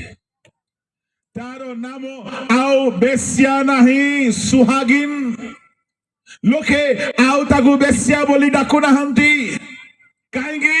ଜିହୁଦା ବଂଶର ସାଲୋମନର ସେ ସ୍ତ୍ରୀ ହେଇଗଲା। ମାଥ୍ୟୁ 1:5 ପଢିବା ଦରକାର, ପଢନ୍ତୁ।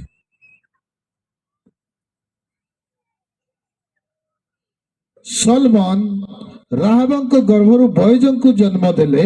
ବସ୍, ସଲମନ ରାହାବଙ୍କ ଗର୍ଭରୁ ବୋଆଜଙ୍କୁ ଜନ୍ମ ଦେଲେ। ଯେତେବେଳେ ପ୍ରଭୁଙ୍କ ଲୋକମାନେ ରାହାବ ସଲମନକୁ ବିବାହ କଲା, ମୁଁ ଆପଣ ମାନଙ୍କୁ କହିବା ପାଇଁ ଚାହେଁ, ସେ ପୂର୍ବେ ତାର ନାମ ବେଶ୍ୟା ବୋଲି ଜାଣିଥିଲା। ଲୋକେ ତାହାକୁ ବେଶ୍ୟା ବୋଲି ଜାଣିଥିଲେ ପ୍ରଭୁଙ୍କ ଲୋକମାନେ, କିନ୍ତୁ ସଦା ପ୍ରଭୁ ଯାହାକୁ ଆଶୀର୍ବାଦ କରନ୍ତି ତାହାର ନାମ ବଦଳାନ୍ତି। ମାଥ୍ୟୁ 1:5 ରାହାବ ବୋଲି କୁହାଗଲା, ରାହାବ ବେଶ୍ୟା ବୋଲି କୁହାଯାଇ ନାହିଁ। ରାହାବ ବୋଲି କୁହାଗଲା, ରାହାବ ବେଶ୍ୟା ବୋଲି କୁହାଯାଇ ନାହିଁ। କାହିଁକି? ସଲମନକୁ ବିବାହ ହେଲା ପରେ ଆଉ ସେ ବେଶ୍ୟା ପଦ ରହିଲା ନାହିଁ। ସେ ସଲମନର ବୋହୂ ହେଇଗଲା, ସଲମନର ସ୍ତ୍ରୀ ହେଇଗଲା। ଯୀଶୁଙ୍କ ଆଦି ମାତା ଜେଜେ ମା ମାନଙ୍କ ମଧ୍ୟରେ ସ୍ଥାନ ପାଇଲା। ପ୍ରଭୁଙ୍କ ଲୋକମାନେ, ମୁଁ ଆପଣଙ୍କୁ କହିବା ପାଇଁ ଚାହେଁ, ପରମେଶ୍ୱର ରାହାବର ନାମ ବଦଳେଇ ଦେଲେ। ତାର ବେଶ୍ୟାର ନାମ, ତାର ବେଶ୍ୟାର ଡେଜିଗ୍ନେସନ, ତାର ବେଶ୍ୟାର କଳଙ୍କିତା ନାମ ତା ଜୀବନରୁ କେହି ଦୂର କରିପାରିନଥାନ୍ତେ, କେହି ଦୂର କରିପାରିବେ ନାହିଁ। କିନ୍ତୁ ସେ ଥରେ ଈଶ୍ୱରଙ୍କ ଲୋକମାନଙ୍କୁ ଦୟା ଦେଖାଇଲା, ଆଉ ପରମେଶ୍ୱର ତା ପାଇଁ ଏତେ ଦୟା କଲେ ଯାହାକି ଦୁନିଆରେ ଜଣଙ୍କର ବେଶ୍ୟା ନାମ ଦୂର ହେବା ଅସମ୍ଭବ, କିନ୍ତୁ ପରମେଶ୍ୱର ତାର ଦୁର୍ନାମ ଦୂର କଲେ, ତାର ନାମ ବଦଳିଗଲା। ଆଉ ସେ ବର୍ତ୍ତମାନ ବେଶ୍ୟା ନୁହେଁ, ସଲମନଙ୍କର ସ୍ତ୍ରୀ ଅଟେ। ସଦାପ୍ରଭୁ ନାମ ବଦଳାଇବାରେ ଏକ୍ସପର୍ଟ, ସ୍ପେଶାଲ ଅଟନ୍ତି।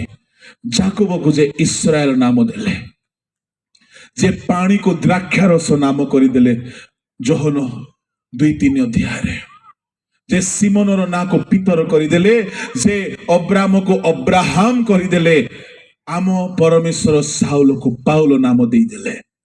ପ୍ରଭୁଙ୍କ ଲୋକମାନେ, ଜଣେ ଚାକରକୁ ପ୍ରଧାନମନ୍ତ୍ରୀ ନାମ ଦେଲେ ମିଶ୍ର ଦେଶରେ, ଜଣେ ମେଷ ପାଳକକୁ ଇସ୍ରାଏଲର ରାଜା କରିଦେଲେ ଜିହୁଦା ଦେଶରେ। ଆମ ପ୍ରଭୁ ନାମ ବଦଳାନ୍ତି।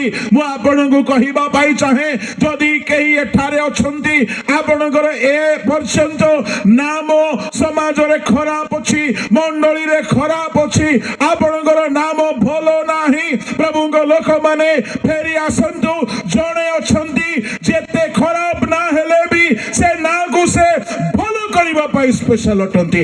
ସେ ହେଲେ ଆମ ମାନଙ୍କର ପ୍ରଭୁ ଯୀଶୁ ଖ୍ରୀଷ୍ଟ। ହାଲେଲୁୟା, ପ୍ରେଜ୍ ଦ ଲର୍ଡ। ରାହାବର ନାଁ ବଦଳିଗଲା। ରାହାବ ସ୍ୱପ୍ନରେ ବି କେବେ ଭାବି ନାହିଁ, କେବେ କଳ୍ପନା କରି ନାହିଁ, ମନରେ କେବେ ଆସି ନାହିଁ କି ମୋ ନାଁ ଆଗରୁ ଯୋଉ ବେଶ୍ୟା ପଦ ଥିଲା ଏହା କେବେ ଦୂର ହେବ ନାହିଁ। କିନ୍ତୁ ମାଥ୍ୟୁ 1 ଅଧ୍ୟାୟରେ ତାର ନାମ ବେଶ୍ୟା ପଦରୁ ମୁକ୍ତ ହେଇଯାଇଛି। ସଦାପ୍ରଭୁ ଆମ ନାଁକୁ ବଦଳାଇବା ପାଇଁ ସକ୍ଷମ ଅଟନ୍ତି।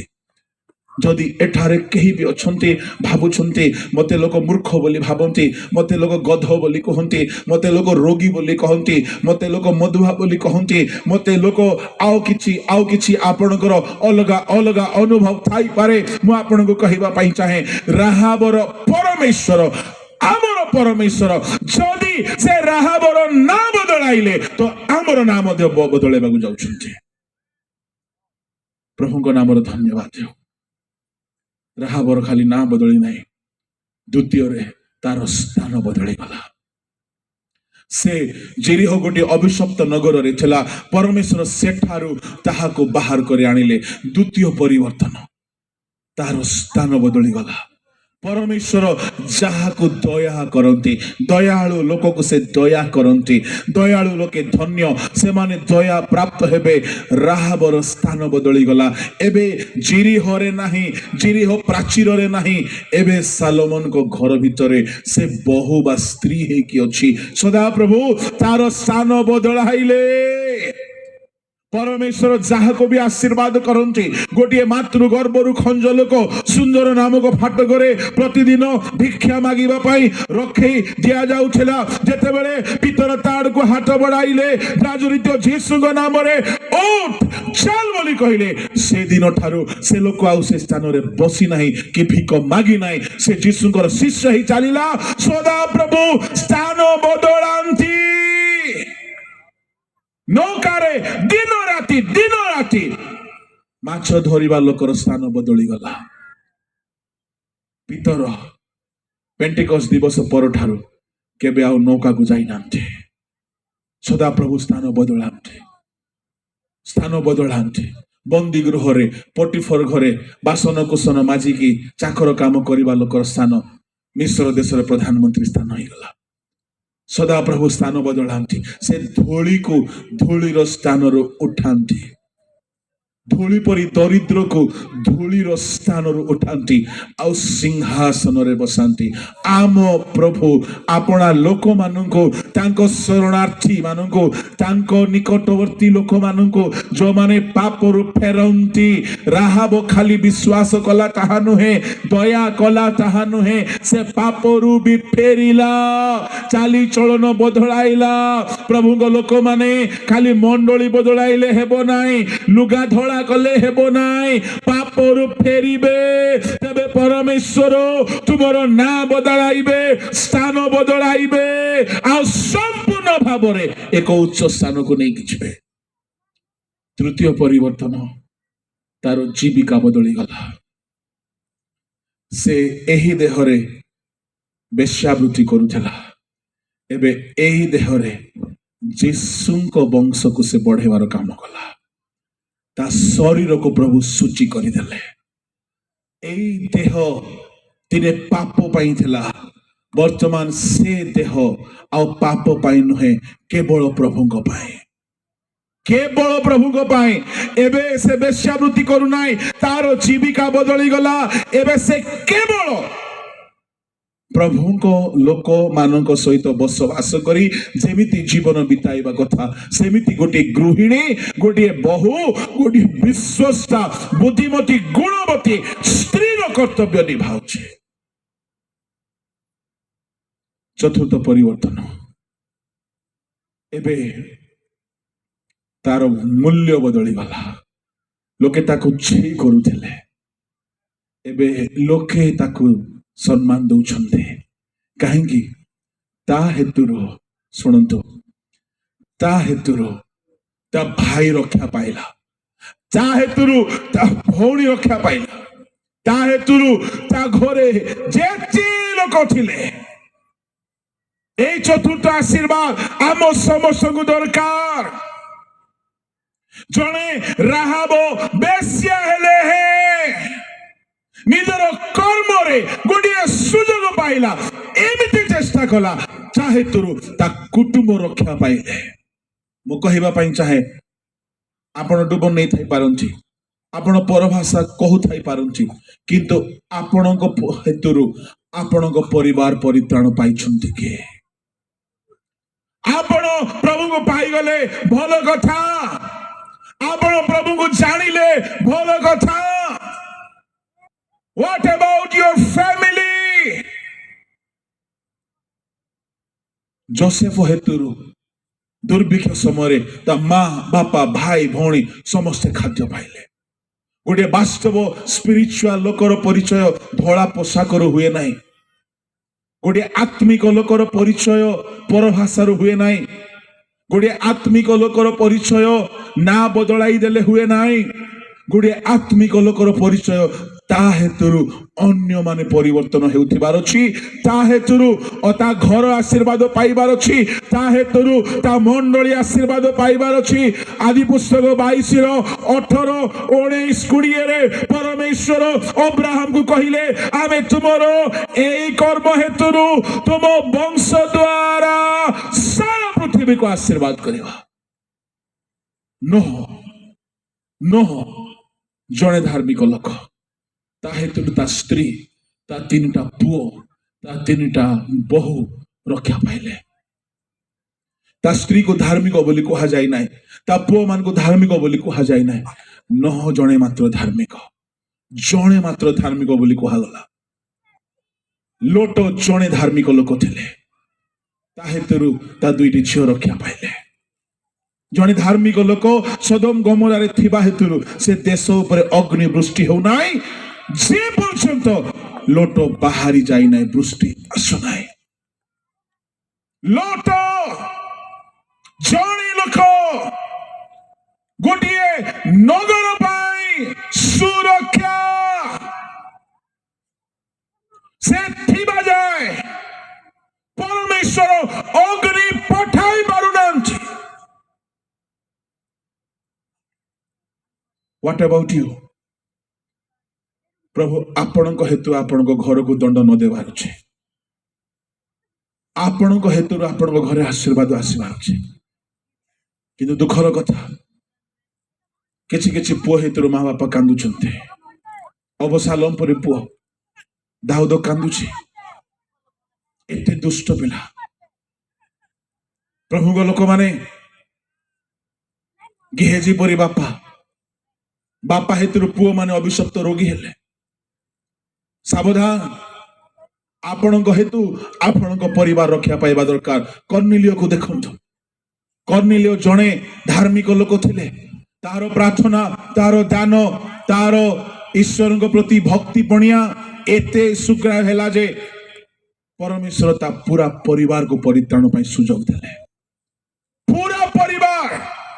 ରାହାବ ଖାଲି ଏକଲା ରକ୍ଷା ପାଇ ନାହିଁ, ତାର ମୂଲ୍ୟ ତା ପରିବାରରେ ଯେତେ ନିମ୍ନ ଥିଲା, ଯେତେ ଘୃଣ୍ୟ ଥିଲା, ଏବେ ତା ମାକୁ ଯଦି ପଚାରିବ, ତା ଭାଇକୁ ପଚାରିବ, ସେମାନେ କହିବେ ୟା ହେତୁରୁ ଆମେ ମୁଣ୍ଡ ନୁଆଇକି ଚାଲୁଥିଲୁ, ୟା ହେତୁରୁ ଲୋକେ ଆମକୁ ଛେପ ପକାଉଥିଲେ, ୟା ହେତୁରୁ ଲୋକେ ଆମକୁ ହୀନ ଦେଖୁଥିଲେ। ଇଏ ମରିଗଲା ନାହିଁ ବୋଲି ହୁଏତ ଆମେ ଭାବୁଥିଲୁ, ଏ କାହିଁକି ବଞ୍ଚିଲା, ଇଏ ମା ପେଟରୁ କାହିଁକି ଗର୍ଭସ୍ରାପ ହେଇକି ନଷ୍ଟ ହେଲା ନାହିଁ, କାହିଁକି ଇଏ ବଞ୍ଚିଛି ବୋଲିକି ଲୋକେ ଘୃଣା କରନ୍ତି। ବେଶ୍ୟା ମାନଙ୍କୁ ଦେଖିଲେ, କ୍ୟାରେକ୍ଟରଲେସ୍ ପିଲାମାନଙ୍କୁ ଦେଖିଲେ ମରିଯାଉ ନାହିଁ କାହିଁକି ବୋଲି କହନ୍ତି। ଦିନେ ତାର କିଛି ମୂଲ୍ୟ ନଥିଲା। ପ୍ରଭୁଙ୍କ ଲୋକମାନେ, ଏ ହଉଛି ରାହାବ, ତାର କୌଣସି ଭ୍ୟାଲ୍ୟୁ ନଥିଲା। କେହି ତାକୁ ଭଲ ପାଉନଥିଲେ, କେହି ତାହାକୁ ପସନ୍ଦ କରୁନଥିଲେ, ତା ନାଁ ଶୁଣିଲେ ଲୋକ ଡରୁଥିଲେ, ତା ମୁହଁ ଦେଖିବାକୁ କେହି ଭଲ ପାଉନଥିଲେ। କିନ୍ତୁ ଆଜି ତା ହେତୁରୁ ତା ମା ବାପା ପ୍ରାଉଡ ଫିଲ୍ କରୁଛନ୍ତି, ତା ଭାଇ ଭଉଣୀ ରକ୍ଷା ପାଇଗଲେ। ସେମାନେ ରାହାବକୁ ଆଜି ଉଚ୍ଚ ମୂଲ୍ୟ ଦଉଛନ୍ତି। ରାହାବ ହେତୁରୁ ଆମେ ରକ୍ଷା ପାଇଲୁ କହୁଛନ୍ତି। ଆପଣ ବି ନିଜ ଫ୍ୟାମିଲି ପାଇଁ ବ୍ଲେସିଂ ହେବା ଦରକାର। ସେତେବେଳେ ହେଇପାରିବ ଯେତେବେଳେ ଆମେ ବି ରାହାବ ପ୍ରତି ନୁହଁ, ରାହାବ ପରି ସମୟର ସଦ୍ବ୍ୟବହାର କରିବା। ରାହାବ ଯଦି ଭାବିଥାନ୍ତା, ଫାରୋ ପରି ଦେଶକୁ ଏମାନେ ମାରିକି ଆସିଛନ୍ତି, ସିହୋନ ଓଗ ପରି ରାଜାକୁ ଏମାନେ ବର୍ବାଦ କରିଛନ୍ତି, ମୁଁ ତ ବେଶ୍ୟା ଲୋକ, କମ ସେ କମ 2 ଜଣକୁ ହେଲେ ମୁଁ ମର୍ଡର କରିବି। ଯଦି ଏହି ପ୍ରକାର ଗୋଟେ ମୂର୍ଖ ବୁଦ୍ଧି ହେଇଥାନ୍ତା, ସୁଯୋଗର ସେ ହାତ ଛଡା କରିଦେଇଥାନ୍ତା। ସେ ଭାବି ନଥିଲା କି ଦିନେ ମୁଁ ଯୀଶୁଙ୍କ ବଂଶାବଳୀର ଆଦି ମାତା ହେବି। ସେ ଭାବି ନଥିଲା କି ମୋ ନାଁ ଆଗରୁ ବେଶ୍ୟା ନାଁ ହଟିଯିବ। ସେ ଭାବି ନଥିଲା ମୋ ହେତୁରୁ ମୋ ଭାଇ, ମୋ ଭଉଣୀ, ମୋ ପରିବାର ସମସ୍ତେ ରକ୍ଷା ପାଇବେ। ସେ ଭାବି ନଥିଲା କି ମୋର ବୃତ୍ତି ବନ୍ଦ ହେଇଯିବ, ମୁଁ ପବିତ୍ର ହେଇଯିବି। ସେ ଭାବି ନଥିଲା ଲୋକେ ମତେ ଆଜି ଛୁ ଥୁ କରୁଛନ୍ତି, ଦିନେ ମତେ ସମ୍ମାନ ଦେବେ। ସେ ଭାବି ନଥିଲା, କିନ୍ତୁ ଗୋଟିଏ ସୁଯୋଗର ସଦ୍ବ୍ୟବହାର କଲା। ମୁଁ କହୁଅଛି ଆଜିର ସଭାରେ ହୁଏତ ଆପଣ ବି ଭାବି ନଥିବେ ଏମିତି ଟିକେ ବୁଲିକି ଯିବା ବୋଲି ଆସିଥିବେ। ଯଦି ଆଜି ଆସୁଛନ୍ତି, ଯଦି ଆଜିର ବାକ୍ୟରେ ପ୍ରଭୁ କଥା କହୁଛନ୍ତି, ଏ ସୁଯୋଗ ସଦ୍ବ୍ୟବହାର କରନ୍ତୁ, ସଦ୍ବ୍ୟବହାର କରନ୍ତୁ। ଆଜି ଶୁଣିକି କାଲିକି ଅନୁତାପ କରିବି ନାହିଁ, ନାହିଁ। ଆଜି ବାକ୍ୟ ଶୁଣିକି ଦେଖିବା ସତ କଥା ଯାକ କହୁଛନ୍ତି ଯେ ହଁ ଯେ ଆମେ ଗୋଟେ ଛାଡି ପାରିବା କି ନା। ପରମେଶ୍ୱର ରାହାବକୁ ଯଦି ବଦଳାଇ ପାରିଲେ ସେ ଆପଣଙ୍କୁ ବି ବଦଳାଇ ପାରିବେ। ଆମ ପ୍ରଭୁ ଗୋଟିଏ ଏଇ ପ୍ରକାର ମଣିଷ ଗଢିବା କୁମ୍ଭାର ଅଟନ୍ତି, ଯେ ଯେତେ ଖରାପ ମାଟିକୁ ହେଲେ ବି ସେ ଭଲ ପାତ୍ର କରିପାରନ୍ତି। ଆମ ପ୍ରଭୁଙ୍କ ପାଇଁ ଅସମ୍ଭବ କିଛି ନାହିଁ। ପ୍ରଭୁଙ୍କ ଲୋକମାନେ ରାହାବର ପଞ୍ଚମ ପରିବର୍ତ୍ତନ ଖାଲି ସେ ନିଜ ପରିବାର ପାଇଁ ଆନନ୍ଦ ନେଇ ଆସିଲା ତାହା ନୁହଁ, she became blessing for her family। କେବଳ ତାହା ନୁହଁ, ପଞ୍ଚମ ପରିବର୍ତ୍ତନ ସାର ଅନ୍ତିମ ଲକ୍ଷ୍ୟ ସ୍ଥଳ ବଦଳିଗଲା। ସେ ନର୍କର ଯାତ୍ରୀ ଥିଲା, ସେ ପାତାଳ କୁଣ୍ଡ ଆଡକୁ ଚାଲି ଯାଇଥାନ୍ତା, ସେ ନର୍କରେ ନଷ୍ଟ ହେଇକି ପୋଡିକି ଅନନ୍ତ କାଳ କ୍ଲେଶ ପାଇଥାନ୍ତା। କିନ୍ତୁ ଯେଉଁଦିନ ପ୍ରଭୁଙ୍କ ଲୋକମାନଙ୍କୁ ଦୟା ଦେଖାଇଲା, ପ୍ରଭୁଙ୍କ ଲୋକମାନଙ୍କର କଥା ଶୁଣିଲା, ପ୍ରଭୁଙ୍କ ଲୋକମାନଙ୍କ ସହିତ ଚାଲିଲା, ପାପରୁ ଫେରିଲା, ଏବେ ସେ ନର୍କର ଯାତ୍ରୀ ନୁହେଁ, ଅସୁଚି ତାର ପ୍ରଭୁ ତାକୁ କାଢି ଆଣିଲେ, ଇସ୍ରାଏଲର ଯୀଶୁଙ୍କ ବଂଶାବଳୀରେ କଲମ କଲେ। କି ଆଶ୍ଚର୍ଯ୍ୟ କଥା! ସେଇ ଗର୍ଭରୁ ସେଇ ବଂଶାବଳୀରେ ତା ପୁଅ ବୋଆଜ, ଓବେଦ, ଯିସି, ଦାଉଦ ଆଉ ଦାଉଦଙ୍କ ସନ୍ତାନ ଯୀଶୁ ଖ୍ରୀଷ୍ଟ। ପ୍ରଭୁଙ୍କ ଲୋକମାନେ ଏବେ ସେ ନର୍କର ଯାତ୍ରୀ ନାହିଁ, ଏବେ ସେ ସ୍ୱର୍ଗର ପଥିକ ଅଟେ। ମୁଁ ଆପଣଙ୍କୁ ଏହା କହିକି ସମାପ୍ତ କରିବା ପାଇଁ ଚାହେଁ, ତାହାର ଅଭିଶପ୍ତ ଜୀବନ ଆଶୀର୍ବାଦରେ ପରିଣତ ହେଲା, ତାହାର ବଦନାମ ଜୀବନ ସୁନାମରେ ପରିଣତ ହେଲା, ତାହାର ଜୀବନ ର ସବୁ କିଛି ବଦଳିଗଲା। ଯଦି ଆଜି ଏଠାରେ କେହି ଅଛନ୍ତି, ଆପଣ ହେଇପାରନ୍ତି ବହୁତ ପୁରୁଣା ଖ୍ରୀଷ୍ଟିଆନ, ହେଇପାରନ୍ତି ନୂଆ, ହେଇପାରନ୍ତି ଆପଣ ବ୍ୟାପ୍ଟାଇଜ୍ଡ, ହେଇପାରନ୍ତି ଆପଣ ସ୍ପିରିଟ ଫିଲ୍ଡ, କିନ୍ତୁ ଆପଣଙ୍କ ହେତୁରୁ ଆପଣଙ୍କ ଫ୍ୟାମିଲି ଦୁଃଖ ପାଉଛନ୍ତି ନା ଆନନ୍ଦ ପାଉଛନ୍ତି? ଆପଣଙ୍କ ଦୁର୍ନାମ ଦୂର ହେଇଛି କି? ଆପଣଙ୍କ ନାମ ସମାଜରେ କିପରି ଅଟେ? ହେଇପାରେ କିଛି ଲୋକ ଯୀଶୁକୁ ବି ଈର୍ଷାରେ ପ୍ରବଞ୍ଚକ, ପେଟୁକ, ମଦୁଆ ବୋଲି କହୁଥିଲେ, ତାହା ଈର୍ଷାରେ କହିବା କଥା ଛାଡନ୍ତୁ। ତୁମ ପରିବାର ଲୋକ କଣ କହୁଛନ୍ତି, ତୁମ ପାଳକ କଣ କହୁଛନ୍ତି? ଯଦି କେହି ଚାହୁଁଛନ୍ତି ପ୍ରଭୁ ମୋର ବି ନାମ ବଦଳାନ୍ତୁ, ସ୍ଥାନ ବଦଳାନ୍ତୁ, ମୋର ବି ଜୀବିକା ବଦଳାନ୍ତୁ, ପ୍ରଭୁ ମୋର ବି ମୂଲ୍ୟ ବଦଳାନ୍ତୁ, ମୋର ଅନ୍ତିମ ଲକ୍ଷ୍ୟ ସ୍ଥଳ ବଦଳାନ୍ତୁ। ଯଦି କେହି ଚାହୁଁଛନ୍ତି, ରାହାବ ସେଦିନ ସୁଯୋଗର ସଦ୍ବ୍ୟବହାର କଲା, ମୁଁ ବି ଆଜି ସୁଯୋଗର ସଦ୍ବ୍ୟବହାର କରିବାକୁ ଚାହେଁ। ଯଦି କେହି ଚାହୁଁଛନ୍ତି, ଯଦି କେହି ଚାହୁଁଛନ୍ତି, ଆପଣ ନିଜ ସ୍ଥାନରେ ଠିଆ ହେଇଯାଆନ୍ତୁ, ମୁଁ ଆପଣଙ୍କ ପାଇଁ ପ୍ରେୟର କରିବି। ଏକ ଛୋଟ ଗୀତଟି ହେବ, ଏହି ସମୟରେ କେହି କାହାରିକୁ ଅନାନ୍ତୁ ନାହିଁ। ଯଦି କେହି ଚାହୁଁଛନ୍ତି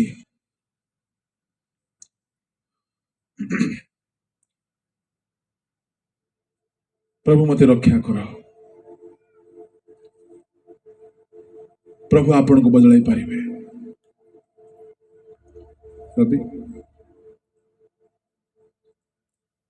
ରବି ଭାଇ ଗୋଟେ ଗୀତ ଗାଇବେ। ଏ ଗୀତଟି ହେଲା ବେଳକୁ ଆପଣ ନିଜକୁ ସମୀକ୍ଷା କରନ୍ତୁ। ଅନ୍ୟ ସମସ୍ତେ ଯୋଉମାନେ ନିଜକୁ ଠିକ ଭାବୁଛନ୍ତି, ତଥାପି ଆଖି ବନ୍ଦ କରନ୍ତୁ। ସମସ୍ତେ ଚକ୍ଷୁ ବନ୍ଦ କରନ୍ତୁ, ଆଉ ସମସ୍ତେ ଆମେ ପ୍ରାର୍ଥନା କରିବା।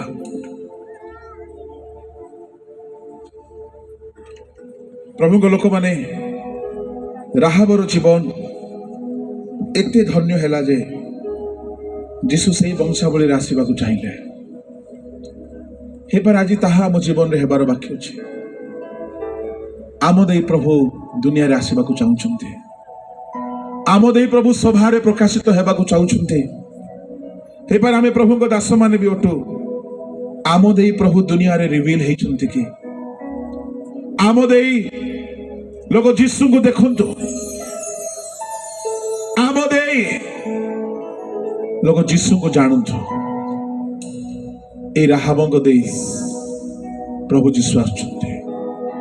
ଯଦି ପ୍ରଭୁ ଗୋଟିଏ ଅତି ଘୃଣ୍ୟ ରାହାବକୁ ଏକ ଧନ୍ୟ ସ୍ତ୍ରୀ ବନାଇଲେ, ଯଦି ଆମେ ସେପରି ହେଇପାରୁନାହୁଁ ତାହେଲେ ଆମେ ସେ ବେଶ୍ୟା ଠାରୁ ବି ଘୃଣ୍ୟ ଅଟୁ।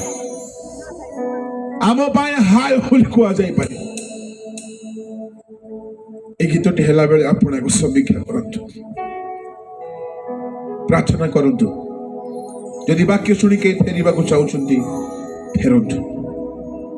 ପ୍ରଭୁ ନିଶ୍ଚୟ ଆପଣଙ୍କୁ ମଧ୍ୟ ଦୟା କରିବେ। ଦୟାଳୁ ଲୋକକୁ ସେ ଦୟା କରନ୍ତି। ପ୍ରାର୍ଥନା କରନ୍ତୁ।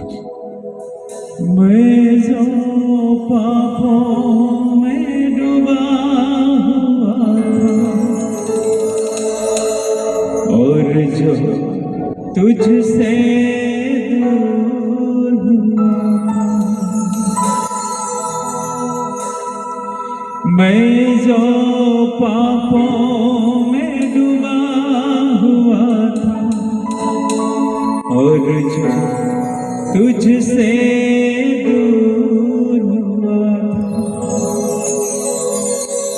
तूने मुझे छुड़ाया, अपनी राह पर चलाया। तूने मुझे छुड़ाया, अपनी पर चलाया। मैं धन्यवाद करता रहूंगा, यीशु धन्यवाद करता रहूंगा। मैं धन्यवाद करता रहूंगा, यीशु धन्यवाद करता रहूंगा।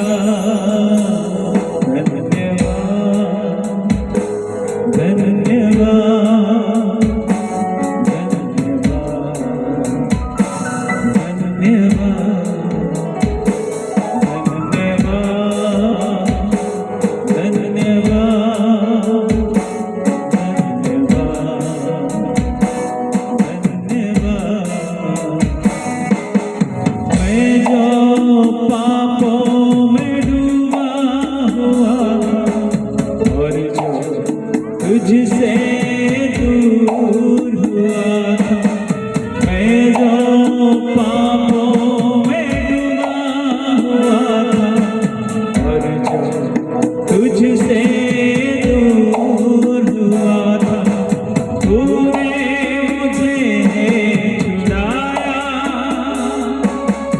अपनी राह पर चलाया।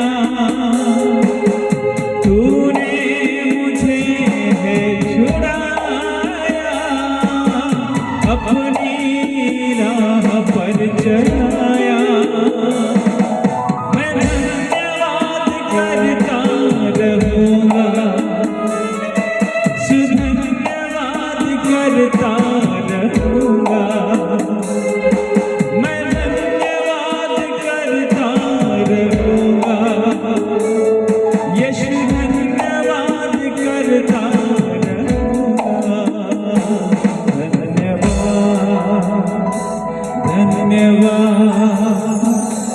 धन्यवाद धन्यवाद धन्यवाद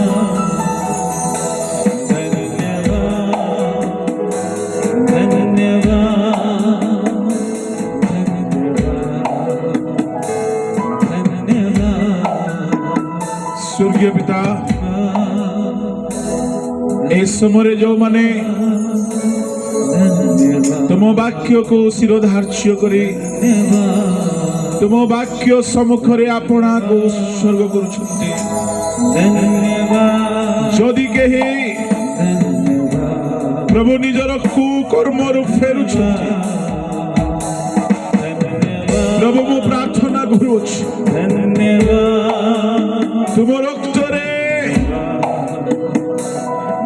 এই সময়ের স্বর্গরু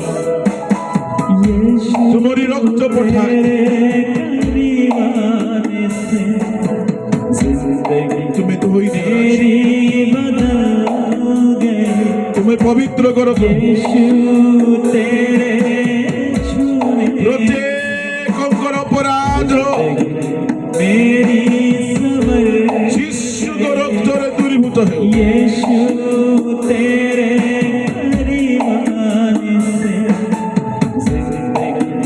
मेरी बदल गई हाँ यीशु तेरे छूने से जिंदगी मेरी संवर गई। स्वर्गीय प्रभु जो माने तुम वाक्य को शिरोधार्य करुछन्ति जो माने आपणार अतीत को घृण्य देखिछन्ति जो माने आज ठारो जीवन को नुआ करिबा पाए स्थिर करुछन्ति तुम्हें राहाब को धन्य रे परिणत करिबार ईश्वर तुम्हें आपणा लोक मान प्रति दया दृष्टि करो प्रभु जो माने समय समर्पित होई अंतर रे डाक पकाउछन्ति प्रभु से मान को तुमरी दया रे परिपूर्ण करि दियो आज ठारू से मान को जीवन रे एक नूतन अध्याय परिवर्तन अध्याय सफलतार अध्याय पवित्रतार अध्याय आरंभ हो प्रत्येक जीवन प्रभु नुआ नुआ आशीर्वाद को देखो से नाम रे नूतन नाम तुम्हें संलग्न करो से चाली चलन नुआ करो आचरण नुआ करो प्रभु अनंत कालीन लक्ष्य स्थल नुआ ही जाओ परिवर्तित हो जाओ स्वर्ग ही जाओ ताहा से माने निज परिवार पाई कुटुंब पाई आशीर्वाद कारण हेउथु राहाब जेपरि जीशु को वंशावलीर एक माता ही पारिला आमे से परी प्रभु जीशु को दुनिया रे लोकमान को निकट रे प्रकाश करेबार एक व्यक्ति ही पारिबो जेते आज समर्पित होउछन्ति प्रभु से प्रत्येक को तुम्हें से परि साहाय्य करो समस्त पापर बंधन जीशु को नाम रे छिड़ जा तुम्हारी रक्त रे प्रत्येक सूची हो प्रभु राहाब को तुम्हें बदलाई आशीर्वाद कलो से परि जेते आज एठारे समर्पित प्रत्येक को तुम्हें बदलाई आशीर्वाद करी अनंत स्वर्ग पाई प्रस्तुत करो तुम लोक मानकर नाम जीविका स्थान कर्म मूल्य एवं अनंत कालीन पथ बदली जाओ पिता पुत्र धर्मात्मा को नाम रे प्रत्येक मु आशीर्वाद घोषणा करी प्रत्येक को तुम हस्त रे रखी ये प्रार्थना जीशु नाम रे मांगिले आमेन समस्ते बस जाओ।